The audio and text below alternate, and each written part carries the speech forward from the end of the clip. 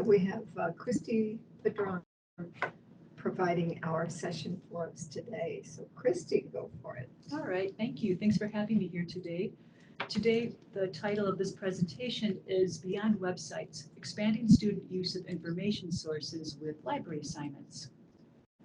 Today's objective will be to define information literacy and its place in learning. I thought any discussion on library assignments would need an introduction to the concept of information literacy.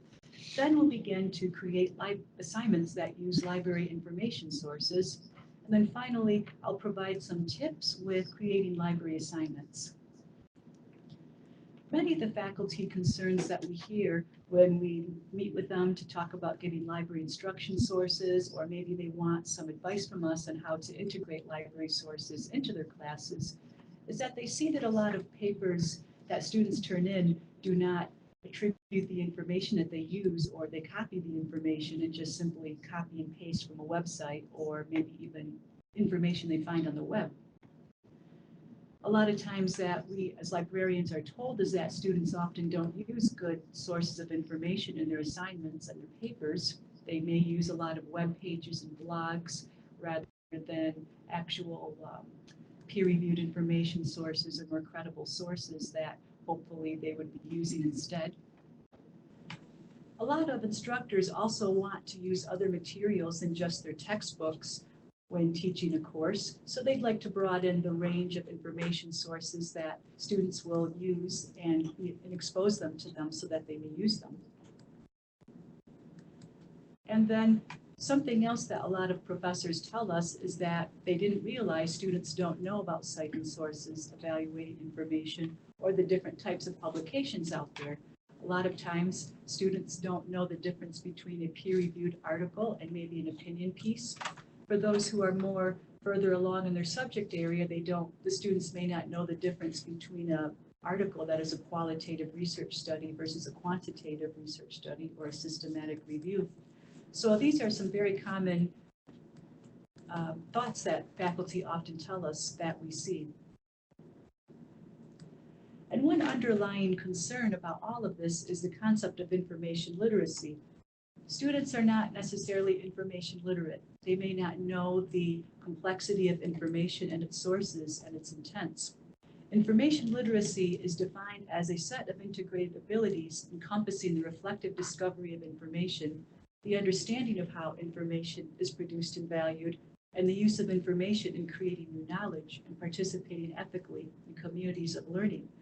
Information literacy was a concept that was devised between educators and the business field in the late 1980s. A lot of it was a concern back then that American students who were graduating from colleges and universities did not have the skills needed to participate effectively in the workforce and to contribute.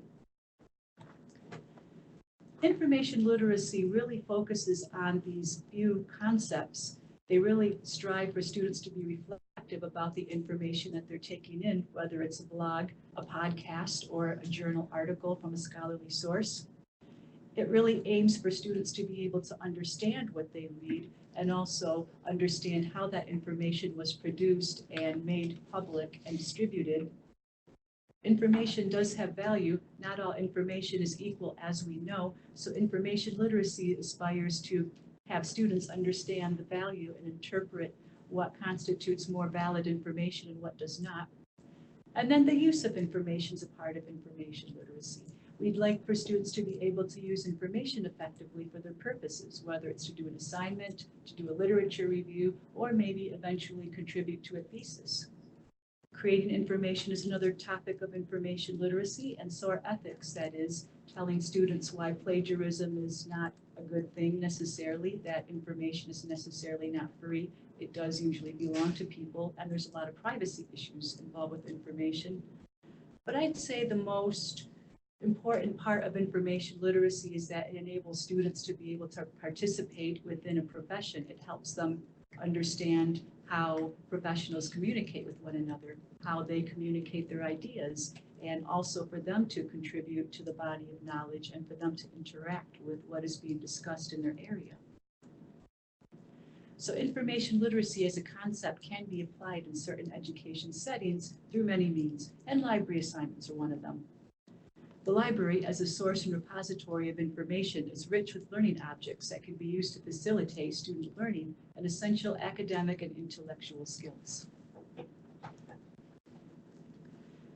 My colleagues and I have done previous presentations for the Center of E-Learning's professional development community. Just to list a few, I did one, I think it was last fall. Here's the URL at tinyurl.com/FAULIB-T.L, I guess short for teaching and learning. And for that particular one, we talked about the library services that were available for teaching and learning, both for faculty who want to teach students in their majors and for students who want to learn how to use the library. Some presentations that we had done for the Center of E-Learning include images and copyright and also effective practices for e-faculty. Online learning, e-reserves, author rights, and publications is another one a few of my colleagues worked with the Center for E-Learning to do. They talked quite a bit about copyright and the course reserves that are available in our library.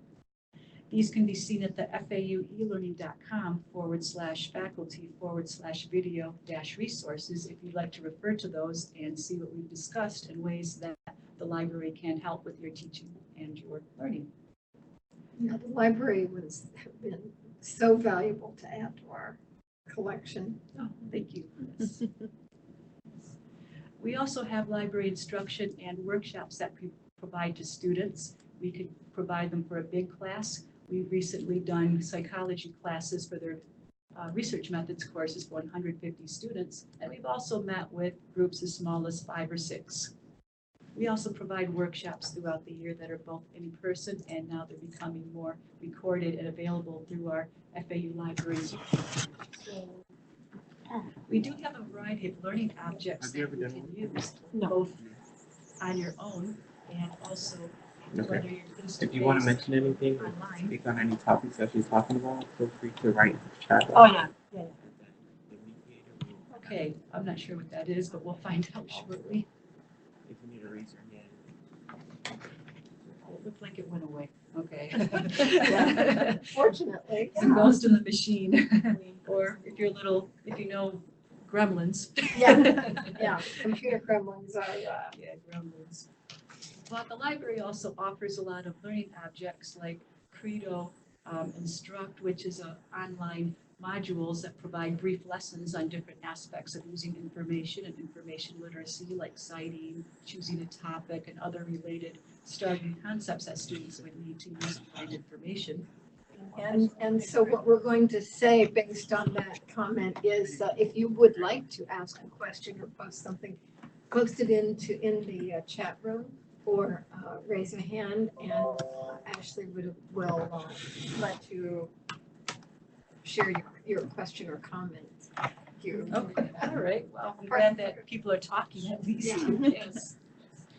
Assignment Builder is a tool that we have that allows faculty to integrate library sources into their Canvas. You could integrate articles, ebooks. What they'll do is they'll let you enable the links to them so that your students can use that and readily look at it through your Canvas page.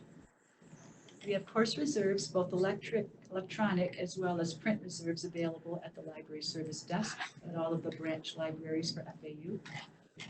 Our library collections can also be used for teaching and learning. We have the Jaffe Center for Book Arts and also the special collections that we have for students to be able to use if you wish for them to interact with certain specialized types of sources. Oh, yes, and I have a question here in the studio. And I want to mention also, we have our government documents collection. Bruce Barron had done a nice professional development session on Did that. do a session on Book that. of docs and maps. Okay, yes, we also have that collection. We also have like a music sheet collection, recorded Yes. sound archives. So we have a lot of stuff. We really do. Lots of information in our library that most of us are not aware of. Yeah, the library is definitely more than books, yes. Yes. So the focus for this particular presentation, after I gave you this most assertive pitch, Definitely. is to give you some tips for using library information sources for teaching and learning. So here's some tips to start out with for developing some library assignments. Here we have the triangle for Bloom's taxonomy. Here I use the original one, but I do understand that there is a, like another version now that's been done recently. But fundamentally, whether you're using the original Bloom's taxonomy or its abridged one, is that it has levels of interaction with material that you want for the students to have. It starts with basic interaction with the materials or the content, starting with remembering or memorization. And then it works its way up to more complex, more active forms and going towards creating information and and then also applying the information along the way. So I bring that up to be sure that you align the assignment that you want using the library materials with your overall course objectives. Thank you for that. Yeah, and that's very important to use course alignment with all of that. And I'll explain a little bit more about that, why. And as I said earlier, incorporate Bloom's taxonomy. A lot of times I see that maybe first and second year may include maybe the first 3 levels of the Bloom's taxonomy triangle, whereas maybe the further along the students are in their major and their course of study, they may go a little higher. Also, assume minimal library knowledge with your students. Yeah. One of the things that we do see is that a lot of school libraries in the last 10 years have been cut back, de-staffed. Students don't really have a lot of interaction with maybe the public library or the school library. So assume that they may not have used the library maybe as much as you had previously, or maybe even previous generations had before. You could also introduce students to other sources. That's a very big recommendation that we have. As they say, you can crawl before you can walk, or in rare cases people do walk or run before they crawl. But definitely introduce the students to sources. Maybe you could apply scaffolding to your teaching. You could use library guides, known as LibGuides, that we create for various subjects and topics as well as courses. That's where the librarians pick some selected information sources, and then we put them on a nice web page that's available for you and all the students. Those are wonderful. And also faculty can provide input on those too, which they often do. We'll make one, they'll give us feedback, or maybe they approach us and tell us something that they'd like for us to make for them. We also have Credo Instruct, which I mentioned earlier with the brief tutorials. And then we also have other learning objects available through our video tutorial page in our Instruction and Engagement Services Department webpage. So definitely introduce students to the sources before the assignment. We also recommend being specific with acceptable sources. Not all students, as we've mentioned, can discern those information sources out there so easily. So you may say to students, please find 3 sources and use them in your paper, and they'll just post maybe blog posts, and that really wasn't what you were going for. So definitely tell them what specifically you'd like to them use. You could say, please use things published in a scholarly journal, maybe professional information sources like organizations, government sources, census, maybe those could be acceptable for the students. You could also provide numbers of sources that would be okay. I worked with one instructor who felt like he wanted to scaffold the students into using more complex sources. So he said it's okay for them to use 2 blog sources and then work their way up to professional academic sources toward the end of the semester. So depending on your objectives and what you want to do, just define what sources would be acceptable for them. And then we do recommend trying the assignment as well. I do find that sometimes it's a good idea to try certain things, but then maybe we didn't have certain books that the professor wanted students to look at. We no longer have certain sources for a variety of reasons. So definitely try the assignment, or have your TA try the assignment as well. And then also, our staff and our faculty in the library are also sources that you could use. You can consult with the library liaisons or contact the Instruction Engagement Services Department, the library, and we can get you started and give you some suggestions for making library assignments for your courses. Were there any questions or feedback so far, whether you're online or here in our studio? This is a great list. I'm quite impressed with that. It hadn't occurred to me to check the assignment myself first. Yeah, and especially try the assignment to be sure the sources are available. I've heard from colleagues from very competitive schools that they would have students look for certain books and look at certain chapters, and the students were so competitive with each other that they would actually tear out certain chapters or certain pages, just so that their students wouldn't have an advantage, you know. It's true story. Oh, Sorry, Lori, it that's happened. sad. I'm sorry, Lori, but it happened from your favorite school. Oh, question, yeah. I was in a class and we had access to an electronic source, but only a few of us could actually access it at the same time. Oh, yes. So it was right before the deadline and a bunch of us just couldn't get to it because it was being used. That's true, yes. What was your name? Sorry. Mary Rotundo. Mary Ritello had said that she was trying to use an assignment, an electronic source for a class, but it only had a limited amount of users that could use the particular product at the time. Yes, some of our library information sources, because of the contracts that we have with the company that sells us the information, they may allow maybe 5 to 10 users at a time. So that's another fine detail to be sure you're Yes, aware of. yeah. And we have a comment from Chantal. It says, excellent information, very informative, post in the chat. Oh, great, thank you. Yes. Have you ever had students come and tell you that they were told they could not use internet sources and be kind of confused about what that meant? Could you explain that? Yes, Lori had a question that students sometimes are confused that they cannot use internet sources for their assignments. So they're very reluctant to use the library information sources because the online sources are housed on the internet and made available through that.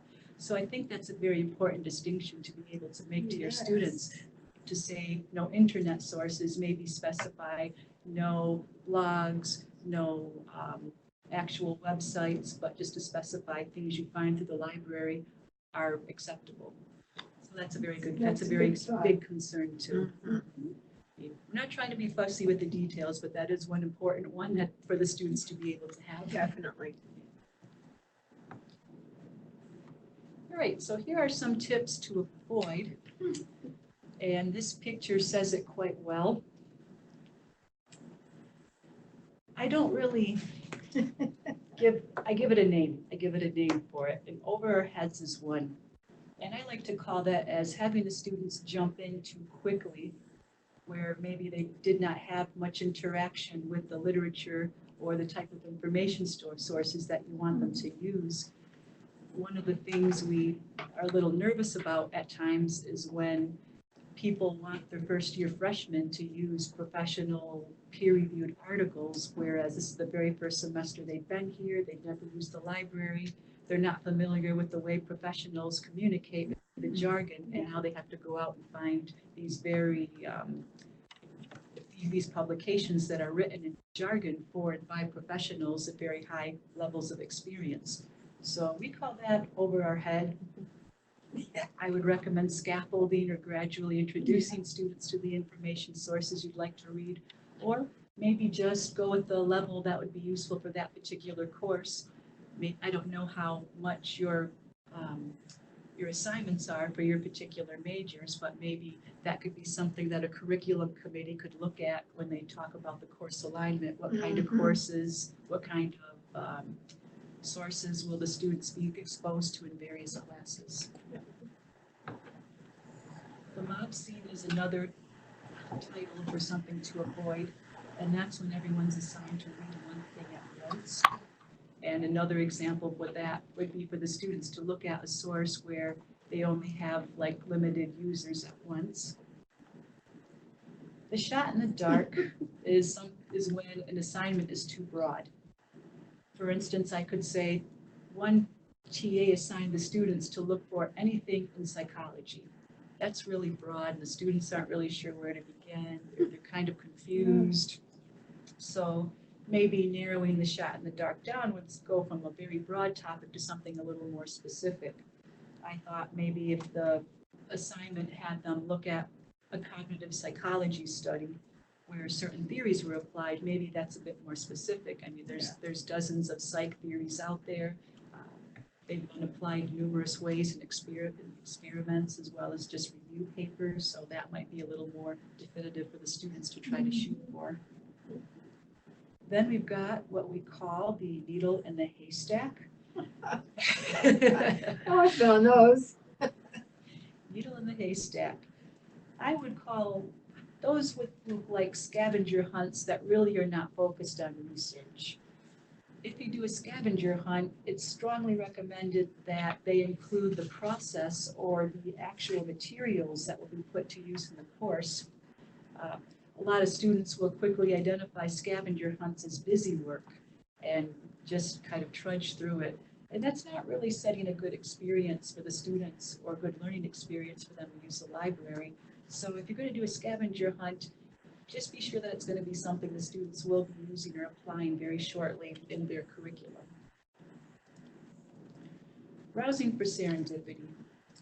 I like to say this is similar to the shot in the dark, and this is where a professor or instructor has the students just explore the stacks and find anything on their topic. The reason, this is good because, I think a lot of us have had great interactions at the library. We're wandering the stacks, we find this book we didn't know was published. It just turns our world and our knowledge of a subject upside down.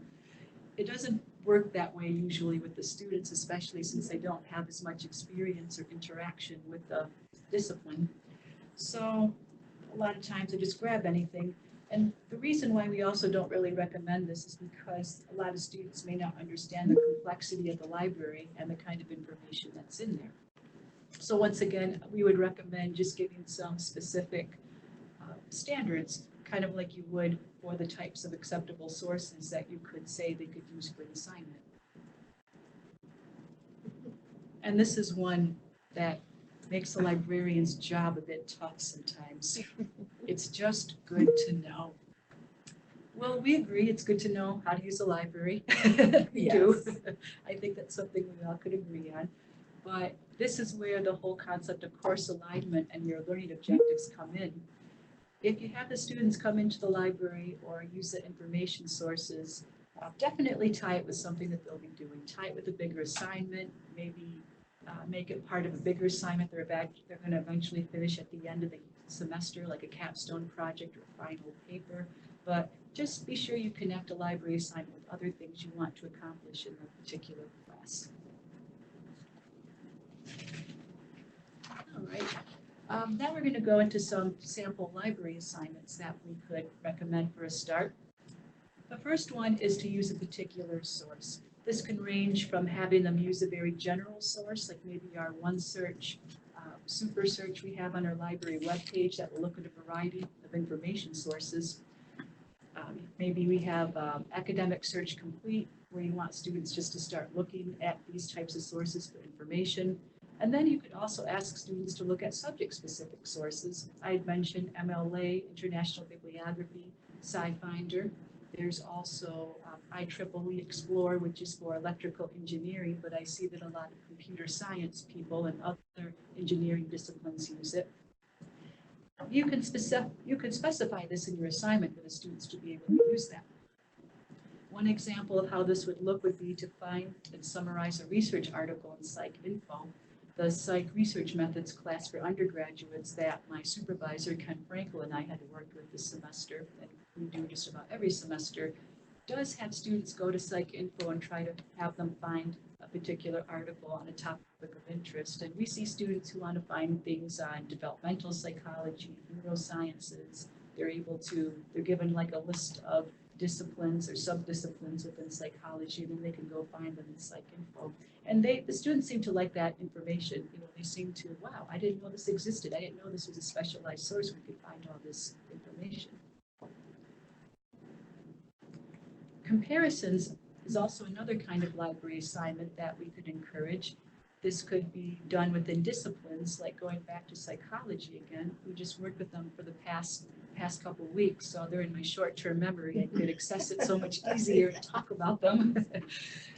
You can compare a concept in one discipline that may be compared to a very related one. So here we have the concept of memory in psychology as compared to memory in education. You can also have students compare different sources, and we find that this is a very effective way for students to start to distinguish the different types of sources that are out there.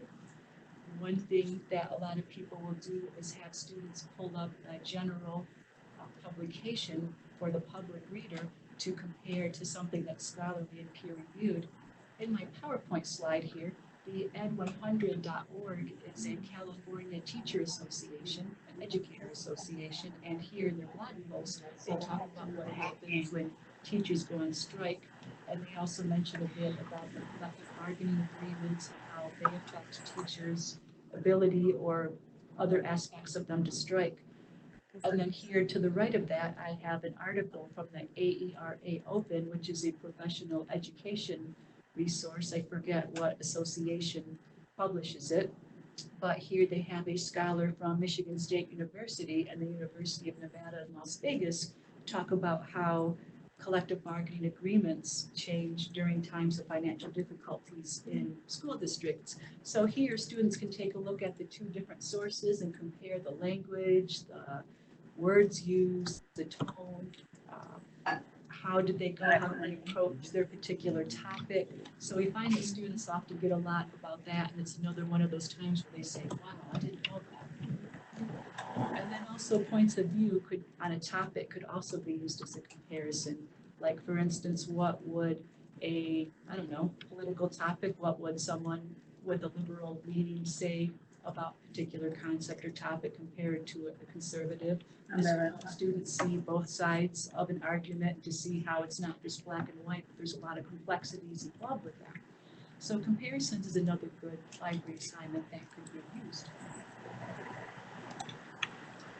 Yeah, so definitely, if you use these ideas, you could let me know and let us know how they work in your class. I'll give you my email at the end of the session, and we'd love to hear from you about how they may work and give us feedback. Maybe we could tell you all something different next time. The new and improved library assignment presentation. We have to like. All right, so other sample library assignments may include a journal club. I learned about this when I was a health science librarian. Well, actually, I focused at the medical school. I technically am a health science librarian. But what the medical students would do is all read a particular journal article that was published, and they would sit with an instructor or a professor and discuss the study design, the statistics that were used, the methodology. They would do critical appraisal of a journal, and that's known as a journal club. I understand that health science professionals still do that nowadays, so doctors and nurses will still meet occasionally in their hospitals or institutions to discuss something for their continuing education requirements. Okay, cool. And annotated bibliography is another sample library assignment that students can use to get to know the literature, start searching, and then start to summarize what they do. So that's a little higher on the Bloom's taxonomy there, where students start to analyze what they're reading a bit more and start to critique. A literature review can also be done this way. We recommend that for maybe upper level students. Graduate students will be starting on that, whether it's a master's degree or a PhD degree program that they may be in. I presented on a literature review not long ago as an assignment, so you can contact me if you want information about how to integrate literature reviews as assignments in your courses. And then we've got the capstone with the course requirements that you could use as well. To give you an example, this was one I think that was from an environmental studies class, environmental education class that we had worked with in the past. It was an end of year senior level class, and they had asked the students to support the topic, use 10 to 15 journal articles with studies based on qualitative, quantitative, or mixed methods research. So this professor specifically told her students to look for certain types of research in professional journal articles. She did say that they need to be from peer-reviewed journals. That, of course, warrants a discussion on what is peer review process and what does that mean. But this professor did also allow students to use sources published by the government. The United States government, if I'm not mistaken, is one of the largest researchers in the world, or at least they sponsor an awful lot of research that is done. So they publish a lot of that information, reports, as well as journals through their web pages. And the US Census Bureau is one example of a site that is just rich with information. It's kind of complicated. I have to study that quite a bit every time I work with it. But they do have sources, just to give you that instance, like American Fact Finder, that's not as complex, complex to use. And then, of course, carefully evaluated organizations may be used. There's a lot of charitable trusts that tend to be more neutral that could also be used for information, and white papers that they may have if they just chose not to publish their findings in a journal or some professional means. All right. So I will open the floor to some open the table to any questions if there are any out there, or comments. Maybe you've had some experiences with having library assignments in your classes. You could definitely share those as well. Well, I always like to use the annotated bibliography and literature reviews in some of the graduate courses. Oh. And then the undergrad one is just simply learning how to use the library and find the types of articles. But I like the idea of either comparisons or the specific, a specific type of article to have them look for.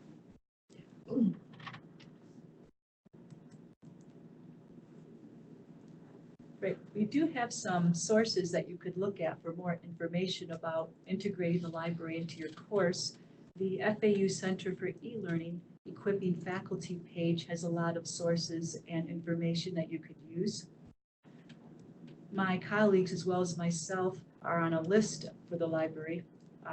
Liaison Librarians has a web page that's available that you could meet with us and we could talk to you. We could even interact with you by email or by Zoom, video conferencing if you like that way. We've interacted with people that way quite a bit.